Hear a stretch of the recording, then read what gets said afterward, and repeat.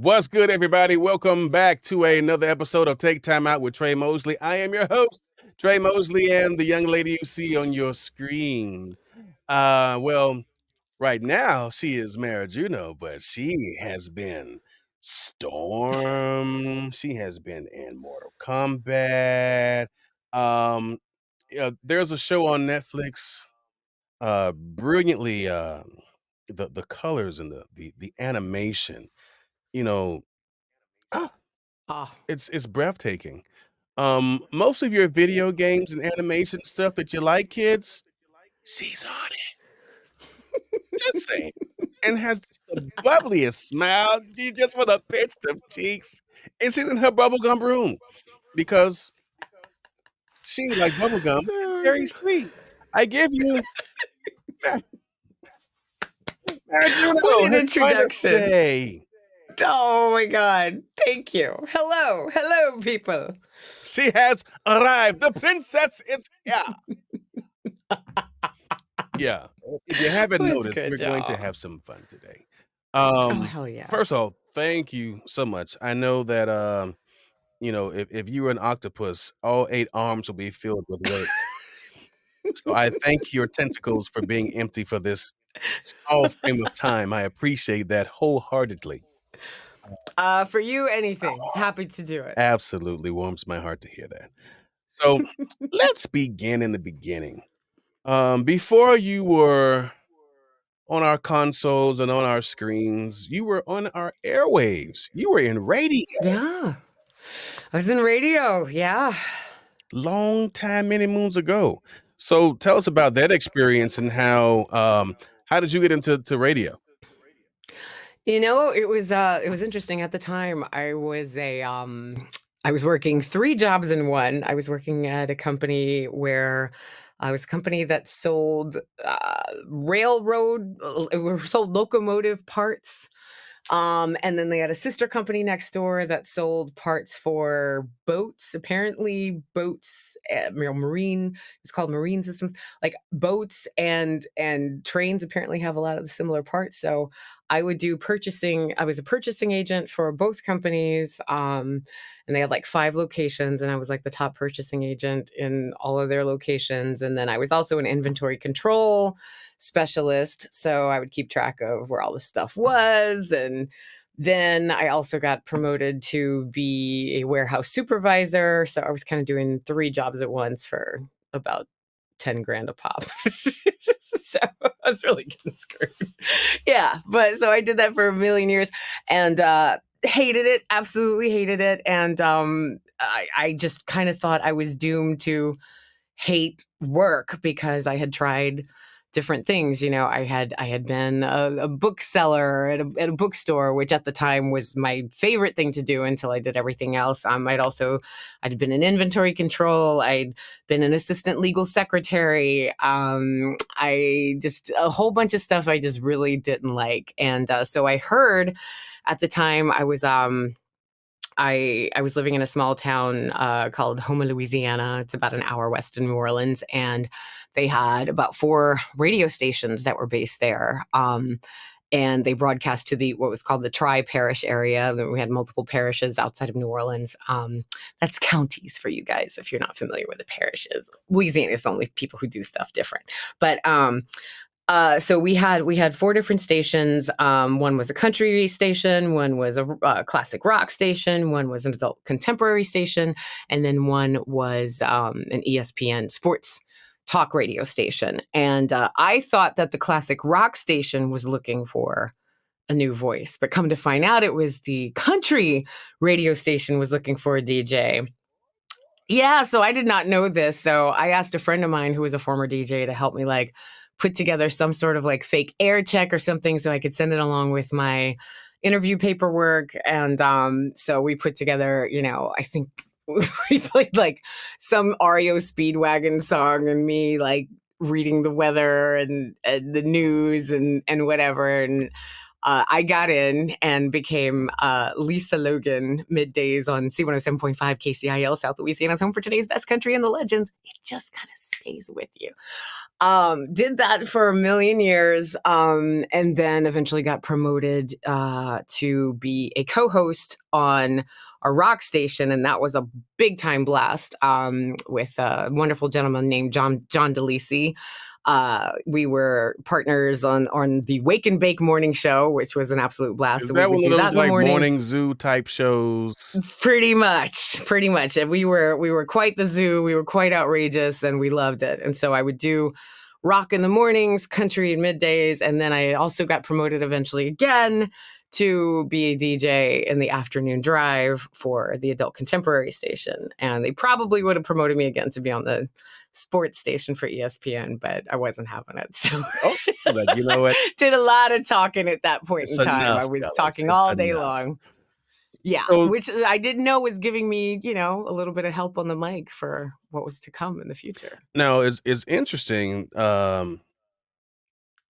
being that you started out on the radio. I know that Yeah. you are a big fan of music. Oh, Um, yeah. did that attribute to your love of music, or were you always a big musical person? Because I know you love the Beatles. Yeah. So did No, that help, or was it always in you?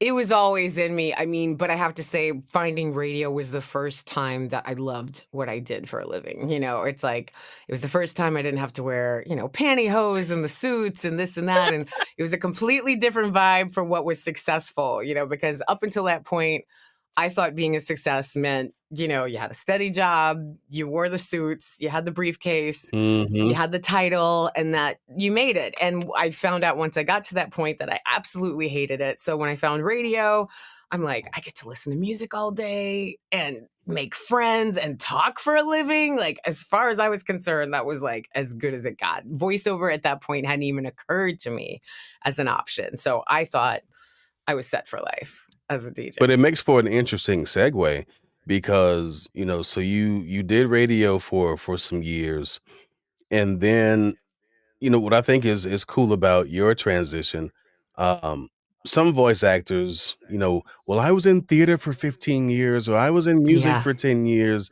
Your path was a little different. Yeah. Um, Yeah. I think that makes for not only a cool story, but also shows you, boys and girls, it's not where you start, it's where you finish. And Absolutely. to think that, you know, you grew up in the South, I grew up in the South. No one expects Yeah. some Southern folk to be out here talking voiceover and things. Like, N- No, what they are you do not. doing, Talking girl? Like, pretty? what's that? No. Using the big words. No, they do not.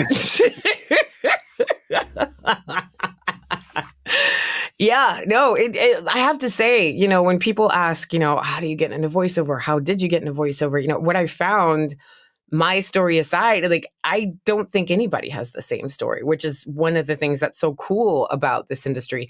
It's also one of the things that makes it difficult to recommend people this one straight path to get quote unquote into voiceover, because I tell people like there's a million different ways to get True. in.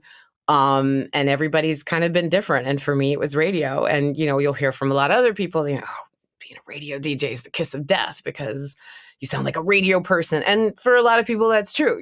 In radio, you can get into some bad habits because it's not necessarily voice acting per se. It's more just about being a regular person who just has to read, whatever liner notes and stuff that's in front of you. And you have to do it in a friendly voice and be pleasant enough and just be the neighborhood friendly DJ. And that's about all that's required from you. So it doesn't necessarily work the exact same set of muscles. But for me, it was very, very helpful because it helped me to learn how to edit my own audio, Hey, which was huge when you're starting a home studio from scratch. And absolutely. helped me to learn how to talk on a microphone like I'm talking to one person, and that one person is my best friend, and be quote unquote conversational. So I learned a lot of those basic skills that take a lot of people very, very long to master because they're just not used to that kind of exposure. So for me, radio was actually a blessing more than it was a curse. But I know some people have to work to get out of their bad radio habits when they get into this field. Yeah, I hear that often. From a Yeah. lot of our contemporaries. Well, I was a radio guy for 20 years, and it took me another 5 years just to get rid of my radio voice. Um, Mhm. but I like that you took it and was like, it's not the curse that you all think it is. It actually helped me out. Um, Absolutely. so Little Mara, because I know a lot of people, at least in my family, will tell you I was just this was me all the time. Were you an active kid? Were you kind of to yourself, or was it like, man, you Hmm. know, hush your mouth, girl? Like who was Little Mara growing up? Oh, that's a good question. I don't know if I can even speak on that. My mom would definitely be a better point of reference. I mean, I've uh, I've always had a big personality. I will say that. I'm from the South. We speak our minds. Amen. My mom, she just raised us to always speak our minds, and so we were big in that sense, me, my brothers and I, in terms of that. If we had something to say, you'd probably hear it, and very loudly at that.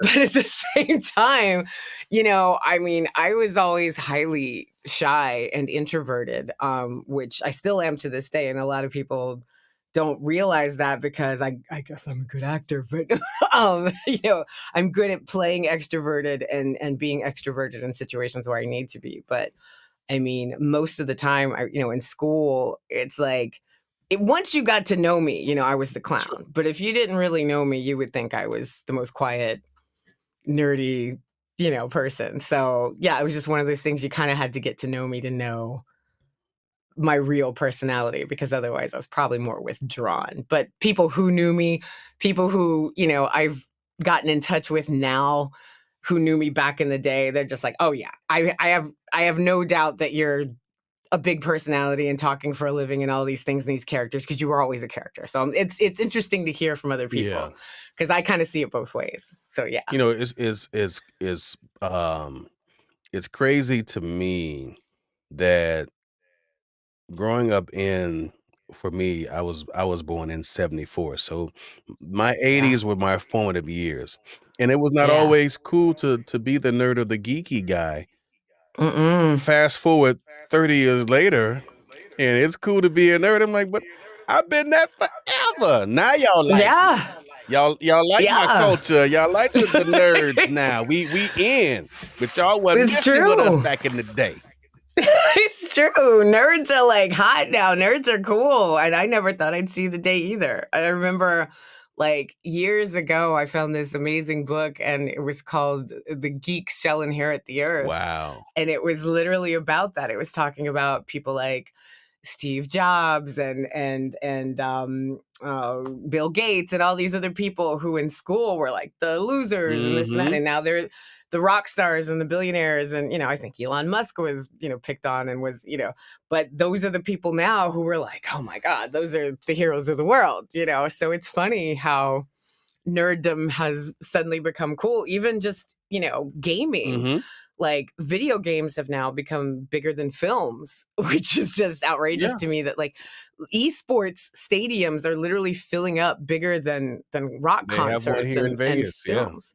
Yeah, so it's like, it's just kind of mind-blowing to know that like these silly little nerdy hobbies that we had when we were younger, playing video games or programming computers and all these different things that I Yes. used to do, are suddenly now like a hot thing where you could be making six figures. Man, It's listen, I remember back in the day, what streaming is now, we had this thing kids call LAN parties. And you yeah, had to get about 15 computers lined up. absolutely. Now they have corporate sponsors who'll take care of that for you Corporate and give sponsors. you a Like, can you wrap your six-figure head around that? contract to go and do this. I know. Like, it's unreal. It's totally wild to me. But yeah, it's like a thing. It Like, is. who knew? And I guess we grew up in the right time because now we get to reap the benefits of it. Um, Until AI takes over, right? yeah. Like It amazes me, and I'm sure this is something you can attest to, that you have people that will reach out to you and say, "Hey, you know, it's so cool that I'm playing this game and it's like your voice." Like talk to folks who are big gamers and being that we're in voiceover, we I wouldn't say it's an obligation, but I just think it's the right thing to do that we interact with the folks who are spending their 50, 60, $70 to buy these games. And Absolutely. if there's going to be a convention or, hey, I'm doing something live, and you may have someone that'll say, I was going through a real bad thing and I watched this uh animation that your voice was in and I could resonate with the character. Or I played this game where I was bullied, but in the game I'm a badass and it was your voice. And like, how does Yeah. that feel when you have folks that Ah, are going through whatever they're going through and knowing that your voice contributed to bringing them out of the situation?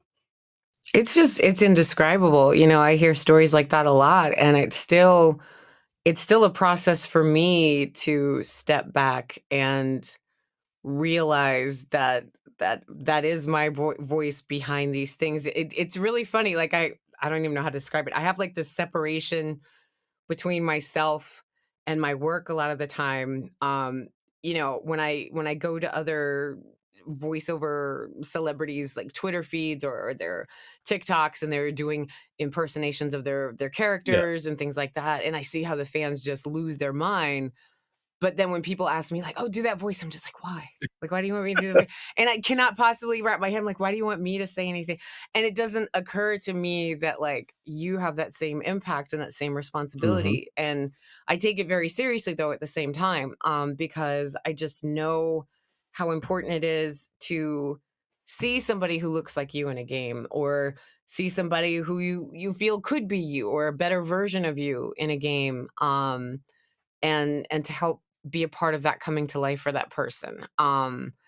When I was growing up, I didn't have a lot of role models that looked like me. I remember I dressed up like Wonder Woman all the time, and Linda Carter was great, but she looked nothing like me. No. And it wasn't until I saw Storm in an X-Men comic that it was like, whoa, like it's like light bulb went off. It's like, oh yeah, I've never seen that before. Hmm. And oh my God, like she's beautiful and she's powerful and she can be in a comic book too. And it was just suddenly like this sense of permission that we can be in this space, and that, oh yeah, we're not just relegated to some maid or slave or background, irrelevant Yeah. character. We can be significant in our contribution to society, in our contribution to humanity. And so now to fast forward and be in these roles where I am playing Storm, and I'm seeing the Marvel logo, and my name is right, but it's just kind of like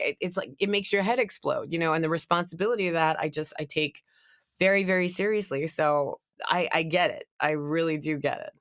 No, I think it's cool. There's a young man. He's on the spectrum, Yeah. and I remember him reaching out to me, and he has a podcast, and he's like, "I want you to be on the podcast because you're my favorite voice actor." And I'm like, Aw. "Where is the hidden camera? Because y'all punking me right now."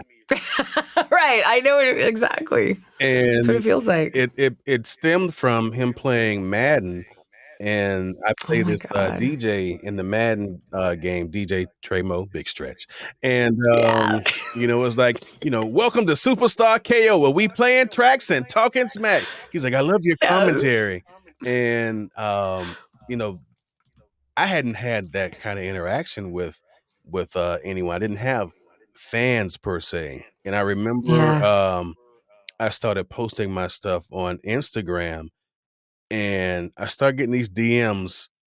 And sometimes when you get DMs, you're like, I don't know who that person is. It's in that other mailbox, and you don't want to click on it. But I'm clicking on, and it's like, "Hey, are you like really the guy in Madden? Because I play all the time." And I'm like, "These Yeah. kids, kids were Yeah. filling up my inbox because they're like, I found the guy." So what Yeah. I would do is I would take my phone and I'd like a 10-second clip. "Hey, you found me." So, and they would just all of a sudden, then 10 more kids. I'm like, "Oh, he told his friends." Yep. Open up a can of worms Yeah. now. "Are you really DJ Tremo?" I'm like, "Yeah, it's me." And then he told his Check the friends. name. But Dave Fenoy told me something. Um, Years ago when this started to happen for me and people started to recognize me, Yeah. from my voice, and I was like, "Dave, how do you do it?" Because Walking Dead and, fill in the blank video game animation that you've done over the years, and people know Yeah. and love you. I don't know how to deal with fans. Like, what do you do? He's like, always treat them like regular people, you know, Absolutely. because these people are investing time and money into something that we also get paid for, but they get the enjoyment because we provide the enjoyment for them. And I'm like, Absolutely. can't beat that. So yeah, So I true. used to I used to kind of shy away from it, but now if Yeah. someone hits me up, and a matter of fact, a guy emailed me today. They got a fantasy football podcast, and he was like, "Hey man, we're doing the playoffs, and we all play Madden. Would you like do your Madden voice for our playoff snippet? Is like 30 seconds. We'll pay you." I'm like, "You don't have to pay me. I'm gonna do it because a you know that I do it in the game, and you want it. Right. You know, Merry Christmas." So, Right. do you remember your very first two part? So, do you remember your first VO gig? And Whew. do you remember when you said, "So I ain't got to go back to the radio station no more. I can just do this because this is where it's at." Well, let's see. My first VO gig, I mean, it just depends on what you count as officially VO. I mean, I officially went full time in VO in August of 2008. That's when I quit radio and I walked away and didn't look back. After almost 8 years on 3 stations. But before that, I had been doing like, telephony, phone system Yeah, voices for different friends in the area who had businesses, small businesses. They'd be like, "Hey, you have a great voice." And, my hubby, he knew how to engineer all that stuff and record me and master and make it sound nice. So I had been doing little off gigs like that for the longest time since 97. yeah, So that was like my first foray into it. My actual first like on a voice acting website, like a pay to play website, was my first booking was it was a little it was like a webisode for a company called T180 Studios, which apparently was an offshoot of the Walt Disney Company. And they would do these random shows and things like that. They were kind of almost like BuzzFeed, I think, yeah. just comic shows and stuff like that. And I got hired for like $100 to play the sexy voice on this like infomercial, right? And I just thought it was the coolest thing ever that like for an hour's worth of work, I was getting $100, Wow. not knowing that it was not that big a deal. No. Yeah.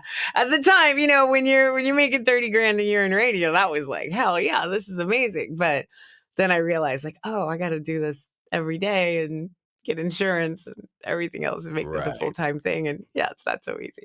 So yeah, that's when I started connecting the dots. But that was my first like foray into like recording as a voiceover artist officially, starting my own business, stake in the ground. Yeah.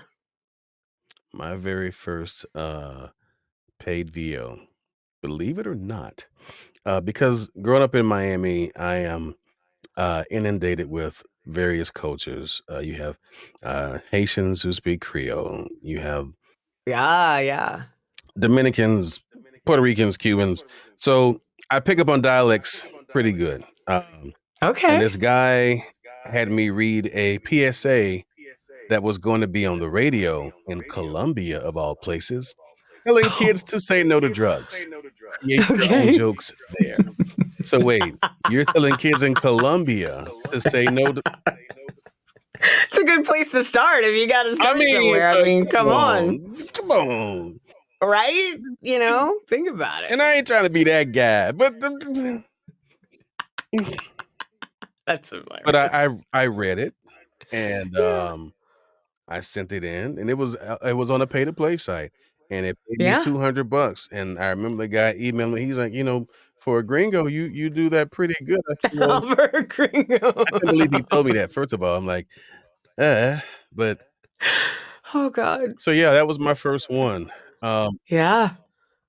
and you talked about, you voicing Storm, which is an Mhm. iconic, not just an iconic Marvel character, but just an iconic character, and then if we go deeper, she's an iconic character of color. Yeah. Um, how have you seen the landscape change for, not only women in voiceover, but women of color in voiceover, from when you began till now? Oh, I mean, they're finally asking for us, for starters. I mean, let's just put it this way. When I started, it was quite the norm for a white person to be doing audio blackface and sounding like us. And we know of a Oh, few amen, we by know name that. whose names we will not mention, who made a killing sounding like us or pretending to sound like us or their version of what they think we sound like. Exactly. And unfortunately the kind of unwritten rule was basically the majority of castings are for white people, and unless we specifically ask for you for the urban market, Mm, you probably won't see much material coming yeah, across. facts. And if you're a voice talent of color, unless we have something that's very niche, specifically targeted, usually commercially, for say it's a political ad or a commercial or something like that, we weren't on the radar. And it was to the point where I even put out a quote unquote urban demo I did because that too. we had Yeah, to, you and had to. you did, and looking back in 2023, people are probably thinking like, "What is that? How ridiculous is that?" It's like you don't You don't understand. The understand, landscape right. has just changed very, very recently. Where now, oh, well, we're trending now. God knows for how long, but right now, like diversity is hot. Diversity is in. It's like thinking about the people of the global majority. It's like here we are. Suddenly, people are like, "Oh yeah, maybe they have something to say too," and maybe they can play lead roles, and You maybe they think? but I mean, before that was just not a thing. I mean, I even heard that that was a case with hit shows like Empire. They said Empire, they did not want to make like a major production and this and that. And Wow. then what happened was like, I think people started, what do they call it? VPN. People like from other countries were like using torrents and like Yeah, VPNing the show from gotcha. all over, and people saw how popular it was becoming globally, and then started to give it more advertising and more of a platform and this and that. Because as what always happens, before what I call the Black Panther effect, when we had to prove on a mass scale that yeah, Mhm. we can fill audiences and we And we can can fill sell a seats, and $100 million movie. we can sell $100 million movie, and we can tell stories that matter. It's like people don't understand, like we've had to adapt to white culture our entire lives, and somehow we do it. And a story is a story, Yeah. and it doesn't always have to be so nuanced, but we were just always an afterthought until, I mean, I would dare say until the past 6 years. That's a pretty That's good window. relatively That's a new. pretty good Yeah. window. I was just Yeah. talking, to, Gabe Kunda and, Enrique Hmm. Josephs, and we Yeah, were amazing yeah, talent. they are 2 young cats that's just they taking the world over, Oh and, yeah. they were saying how, you said the Black Panther effect, they were mentioning the George Floyd effect, Yeah, that too. and I can remember specifically, um, I had started doing, when I started getting very promo heavy, it was with ABC. It Yeah. was right around the George Floyd, you know, murder, and ABC has sent me a script, Yeah. and I was doing this show called Turning Point, which was like a mini series that they were doing, and, it had just happened that George was killed, Yeah. and my my stepdaughter, well, she's my daughter, there's no step, that's my baby. She That's right. I was she was crying, Yeah. and she said, "Why do they hate y'all?" To my black men, like, "Why do they hate y'all so much?" And I Mhm. really didn't have an answer, Yeah. and I said, "Well, baby, to be honest, they're just they don't I don't think it's hate." I say it's fear. Yeah. They fear us, and instead of trying to communicate that fear, the hate just propels it, and rather than try to understand us, they rather get rid of us. Absolutely. And I had so much venom in me, and now I'm like, Yeah. "I gotta clear my head because I gotta go do this promo and sound Yeah. all promo-y." But when I saw the copy, I'm like, "Oh, now this is something different." They don't Oh, want no tonight on ABC, they wanted me to so I fueled that anger into the read, and they were like, wow. This is what we're looking for." Yeah. And I ran the campaign all the way through. So, it's crazy that it takes things like that for us to Mhm. get on their radar when we've been here all along. You know, Yeah. we can do different characters, we can do different accents and Yes. dialects, even though you got 2 people here from the South that have pretty good British voices, I'm just saying. But, That's right. we We can sit here and absolutely be do. posh all day, dear, but it's not that type of show. But my point is that we can do it, and it's not very picture to you folks out there that can't do it. But, you know, give us an opportunity instead of assuming that we Yeah. can. If we're Right. gonna fail, then let us fail, but let us fail big. Don't put us in that Exactly. box like, "Well, I didn't think you could do it." Did you ask? Did you try? Exactly. And sadly, I have heard some people say, well, I did try and it didn't work out. And it's like, because of the very reason you mentioned, we have not been given enough opportunities. It takes 10,000 hours to become a master of any field. Like Mozart didn't come out of the womb a master. He was playing, I think, since he was 3 years old. Right. And by the time he was discovered at 6 or 7, he got his 10,000 hours. Like when you study geniuses of any field, Mhm. you find out that those people somewhere along the way, Bill Gates was not some genius, out of the womb. If you look at his history, he had a long track record of being given access to free computers and training and things like that. And that's the thing.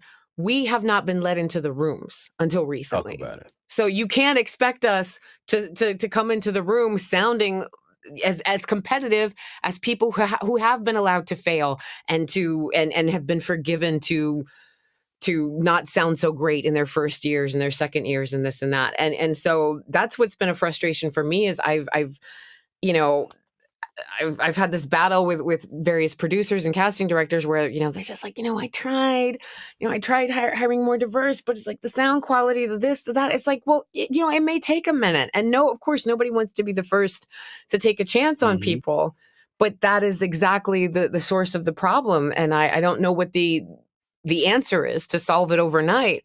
But the problem is we have historically not even been allowed into the rooms to polish our chops You know what I and to liken it get to the to? point to catch up. Um, Imagine a kid in the inner city. He can throw a 95-mile-an-hour fastball, but Mhm. all the baseballs that he's throwing are worn. Yeah. He'll never get the shot that the kids over at the country club who maybe he throws a 80-mile-an-hour fastball, but his baseballs are pretty, his uniforms are clean. First of all, he has uniforms, number 1. Yeah, So exactly, you're for already starters. ahead. You got uniforms, new balls, you know, Mhm. and a field that can rival any major league park. This other kid Yes. is throwing on dirt with may have glass and whatever else in the field and this old ass Exactly. baseball. So you can't Exactly. say, "Well, we gave him a shot," but did you really? Did you Did invite you him over to really? your Chinchy club and say, "Hey, use one of these new balls and let's see how you throw"? No, and it's the same thing in VO. I've heard that Exactly. same story, well, his production quality was terrible. Yeah. Here's why. Maybe he doesn't know Yeah. how to edit. Maybe he doesn't know that he has to have a room treated a certain way. You know, Yeah. if you then take them out of that element and put them in a studio, and they're like, "Wow, I didn't know that could come from him." You didn't Right. try. Right. Right. So it infuriates me because I've had people that I have coached, and I'm like, "Dude, why are you not out here killing it?" "Well, I really Yeah. got the opportunity," and people say, "Well, your equipment was bad and this and that. And I'm like, did they try to help you get some better equipment to, enhance your sound? And now they just told me, I ain't got it. I'm like, that's not true. I Right. got a young man who I coached with him, and he's from the Washington D.C. area. If you know anybody from D.C., they have a certain accent in there. Yeah. And he was like, "Yeah, they told me I couldn't do VO because of my DC accent." I'm like, "That's bullshit." Yeah. Um, I don't want you to. He wanted to get rid of it.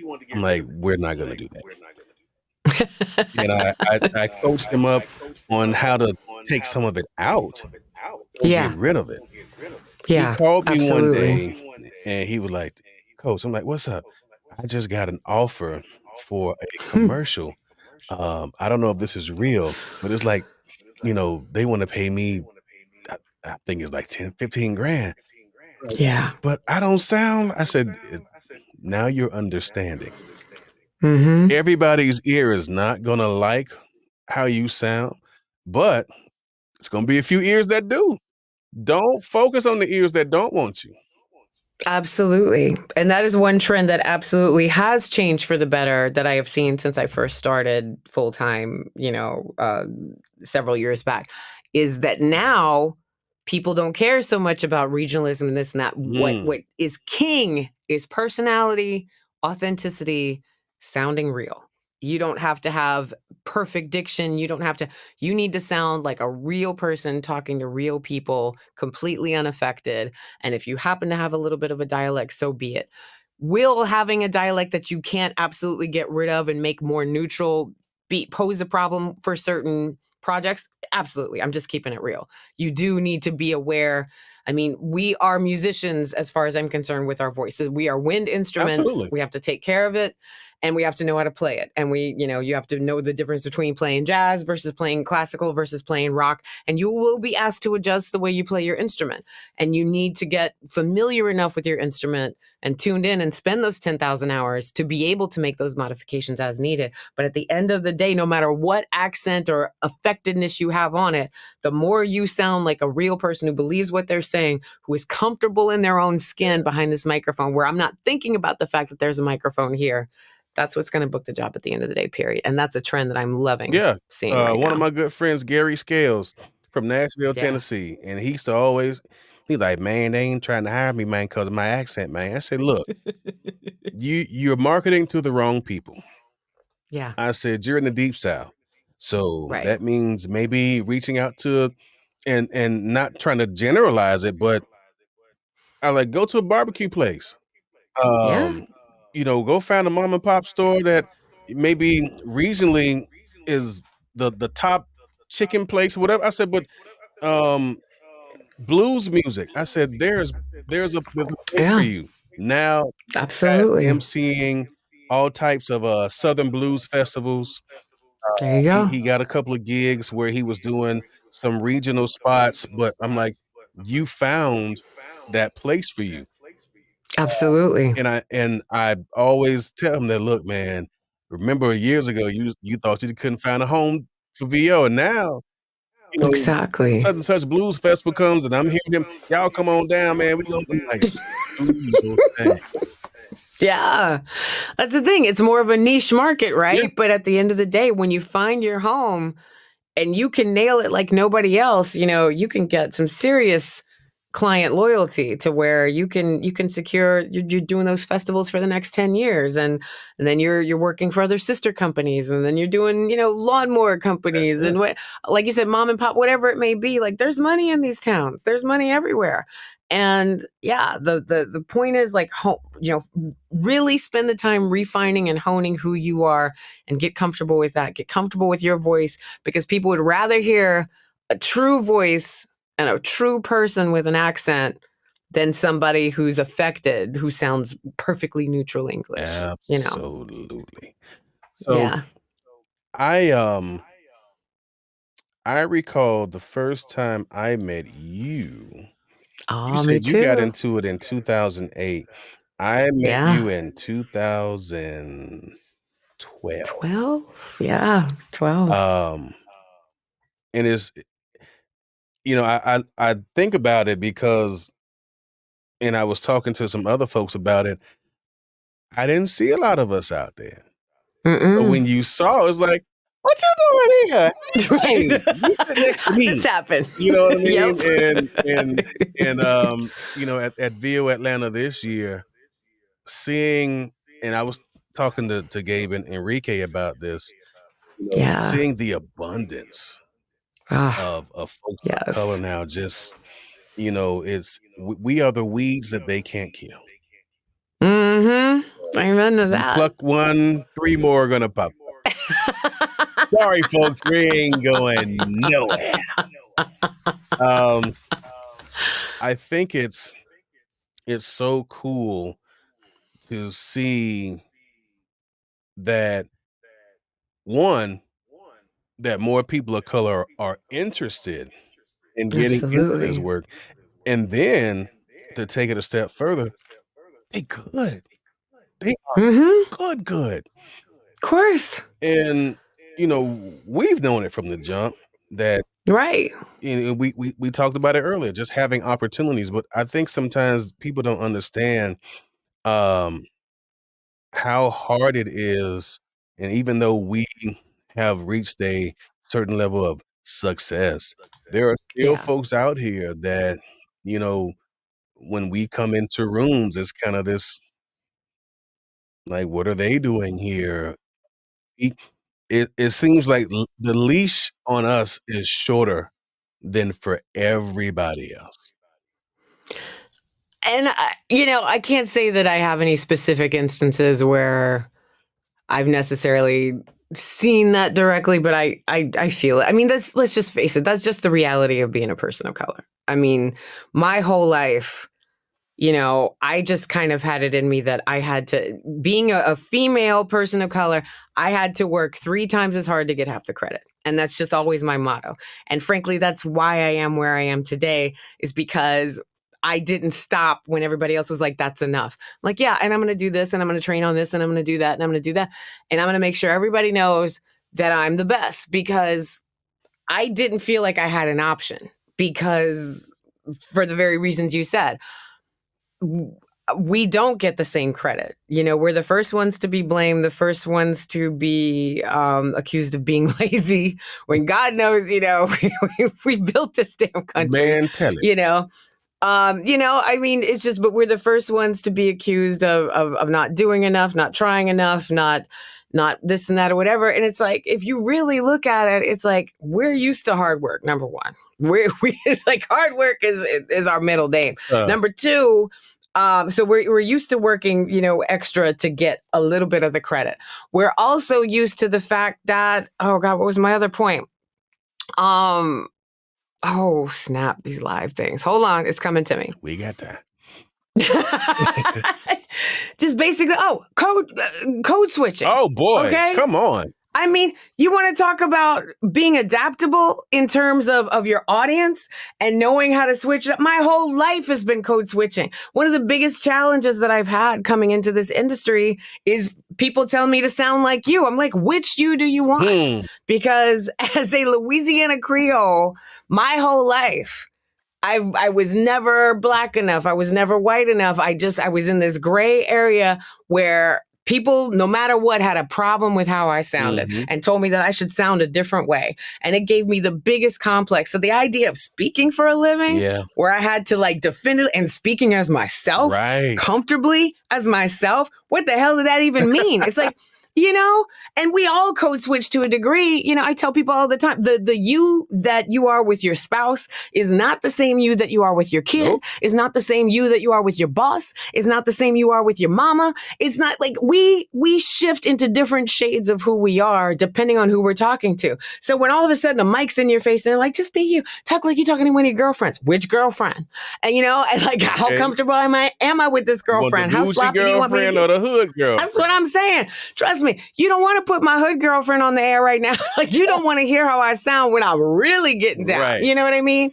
So it's such a head trip. But if anybody knows how to adapt to that, guess who it is? It's us. You better We believe know that. how to shift. We know how to move into those spaces. So I find it so funny and ironic that we're given we in the past historically have been giving less chances to shine in that arena because it's like, honey, we're the masters of I'm that. telling you. Like living in another world and pretending that it's ours and adapting, that's what we do all day, If anybody you know, know? just bring them on over here. We'll get you right. That's it. What do You you know, so find most satisfying about the work that you do? I think oh God. because we are trapped in these rooms all day, every day, um, Yeah. and we're just doing the work. Is there ever a time when you like, man, that project I did for so and so was really fun, or I enjoyed when I did those three characters, and people are like, wait, all three of those were you? Like, Yeah. where do you get your satisfaction from that still gets you up?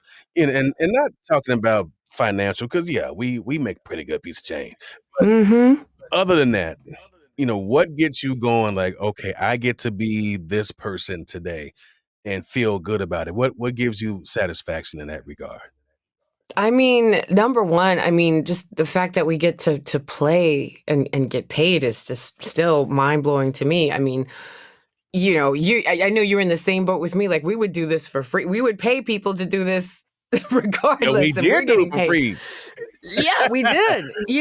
So the idea that we get paid to do it is just still a head trip to me in the first place because it's like, wow, I just stood in my room for 30 minutes and got paid and I got to play these characters and be silly.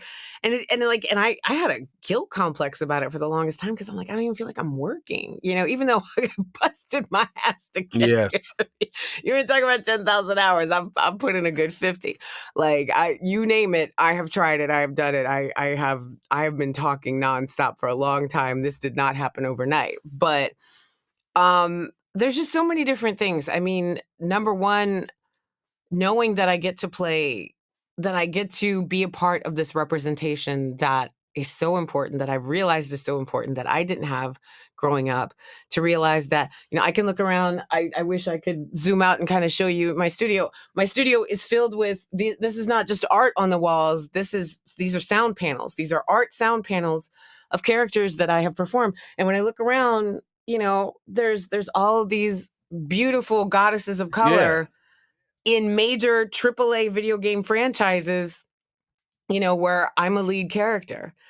And to know that I have so many that I can put on the wall, and so that there's that many heroes that people can look up Mhm. to, that I'm in a way partially responsible for contributing to. Like I said, it just makes my head explode with excitement. It's just like, God, I would have killed to have had that. And God, how exciting is it that people have it now, and that I can be in any part of this is just mind blowing to me. But when I went into this, I always said I wanted to, before I even got into voiceover and even knew what voiceover was, I wanted to find a way to use my voice, whatever that meant, to help other Yeah. people. My mom actually had a vision when I was a kid.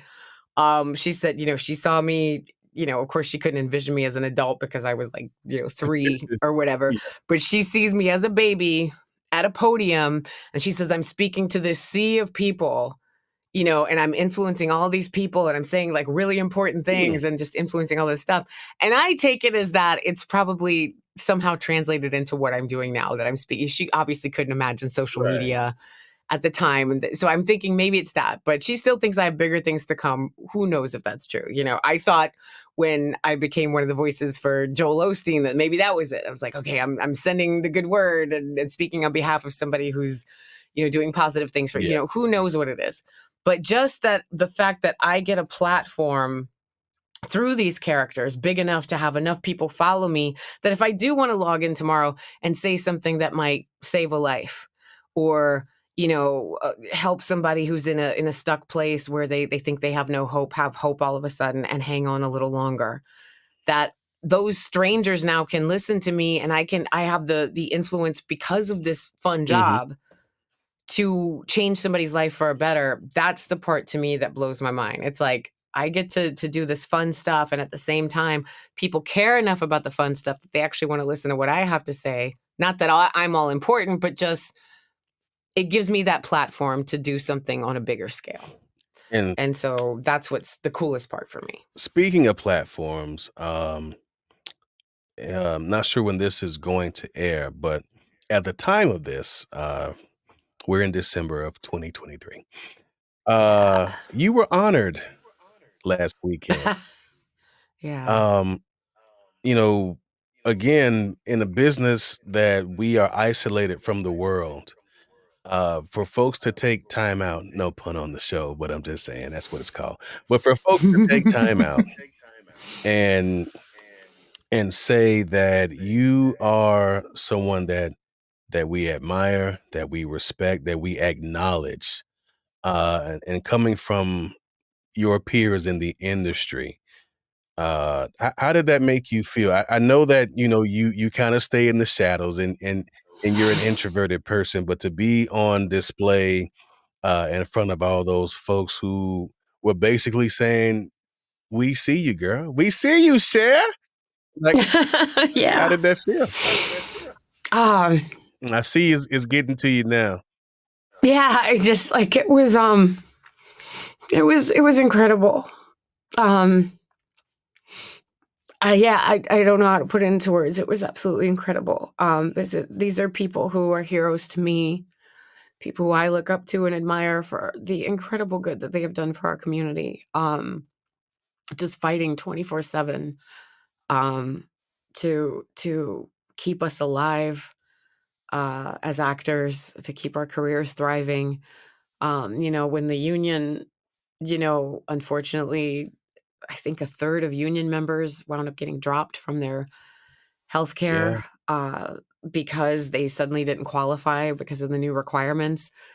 These guys stepped in and said, "We're going to find a way to take care of actors and make sure that you can get your basic healthcare needs, and we're going to find a way to create a fund where if somebody's in a rough spot." And let's face it, even union actors get in rough I spots. I mean, believe I it, don't yeah. think I don't think people realize like making it into the union is not some sort of like It's not a cure-all. golden ticket. Yeah, No, it's yeah. not. And I don't think most people realize it's either only 12 or at most 17%. I think it's literally 12% of all union members even qualify, make the 27.5 Yeah. or whatever it is that you need to make a year to qualify for healthcare. I And still so check to be sure, even though I know I got 'em. Like, yeah, right, right. "Are we Because you good?" don't know. It's a small number we're Yeah, in, you know what I mean? And so when I've just seen in the past year, what NAVA, the National Association of yes. Voice Actors, has been doing. I mean, when I tell you nonstop, like you could text any of these guys right now, a part of this team, and they will probably respond in less than an hour. I don't know how they do it. Yeah, They are I talk to superhuman. They Tim have often. We don't talk as much because this dude could basically run for Congress right now. I'm telling you, But yeah, they and do a lot of stuff for our community.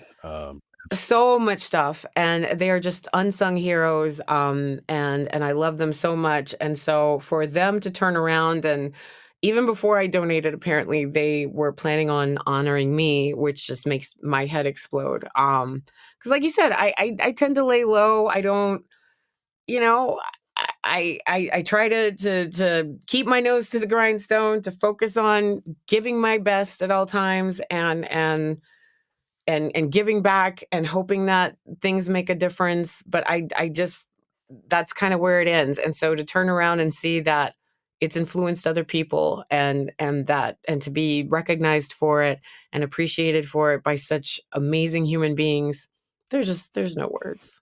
I So mean, I yeah, can it's been I'll share something with you. We both have cried on each other's iMessage plenty of times. But um, when I am researching work, yeah, usually most guys will go look at other guys' work. I go look at yeah. your shit. That's I'm fantastic. like, I love that. I'm Yes, why trying to be not? like Right? that, and I got a pretty good career over here. But I'm trying to, there's getting the bag, and then there's being the bag. I want to be the bag. Be the You best. know? I love that, because when I started doing this, that was one of the first things that was kind of my personal mission statement is I wanted to transcend gender. I did not I wanted people to think of my work and just be like, Mara Junot, badass. Mara Junot, good work. Mara Junot, we will put Mara Junot up on the same spot that a man will be put up And they do. against. And that has manifested Yeah. itself into reality. I'm doing, I'm now a regular promo voice for Big Ten Network, and I'm doing sports, and I've done stuff for ESPN and Fox Sports, and that's just not common to hear. But that is absolutely intentional. It's not accidental whatsoever. I went into this saying, like, I don't want my genitalia to be a barrier to my greatness. Absolutely. It shouldn't be. And I know it has been in the past. And I hope to kick down those doors and change that. And so help me God, something's working, because to hear from somebody as amazing as you to say that you're doing that was literally my goal. So Sure. thank you. I love that. I have no ego to bruise. I go where the talent is. And, Thank you. I've always been, a fan, not just 'cause you my girl, but just, you have to acknowledge the work. And, yeah, Yeah. I'll tell people, and man, who are some people I should follow? I'm like, "You need to go to her website and just sit there and finish yourself. Don't come back to me unless you been there 20 minutes. Listen to it all of it here, all of it, I say." I put a lot of content up there. Yeah, So yeah, you could be there a minute. it's all good. It's worth it. So, my dear, as we, wrap, um, Yes. and if you watch the show, and for those of you who haven't, shame on you, uh, Shame. take time for Trey, or take time out rather. We like to talk about, the business, but we also like to talk about things outside of it. So how does Mara Junot, the vocal shapeshifter herself, when she's not mo-capping and p-capping and capping, and she's away from the mics, how does she take time for herself? I might know some of it, but the folks don't know. Tell them what you're doing, girl. Oh man, let's see. First off, I just try to prioritize, me time. I'm a big fan of naps. I'm going to tell you right now, I would not be where I am today if I did not schedule naps into my No day. doubt. Got to have that downtime, because I've just learned, you can't always be up. Nothing in this world is constantly going up, whether it's light, whether it's sound, whatever it is, DNA, everything is in this wave pattern, right? And it took me a long time to get comfortable with being in the valley and that wave pattern, but I learned after burning myself out very hard, physically, mentally, psychologically, all that. You have to get comfortable with the valley, and you have to get comfortable with that downtime. So my downtime is very sacred. I will turn my phones off, do not disturb. It's me time all day. I play music on my keyboard. I play by ear. So I'll sit and play music. I will sing. I will dance in my living room. I do yoga. And I also, make time to get together with friends. One of the advantages of living in Los Angeles is that we have a big voice actor community here. And as you know, voiceover talent are the best. So I just try to surround myself with wonderful people who inspire me, and just chill with amazing human beings, and get more inspiration, and my cats, and Yes. my amazing hubby, of course, Jordan Yes. Reynolds. I'm very fulfilled. I have a very blessed life, and I'm very, very grateful for that. So yeah, Absolutely. that's kind of what I do. Hey, DC and Freya, just saying. Yeah, they're screaming outside I right now bet they are like, because I "Wee, am we late. can't get in." I'm late to feed them. So So how do the fine folks find you on these interwebs and socials and things to catch up with you? on the interwebs, I'm trying to get better at TikTok, y'all. It is. I'm trying to work on my TikTok game, but for now, you can absolutely find me on the gram. Just look for my name, Mara Junot. Look for that silent T, MARAJUNOT.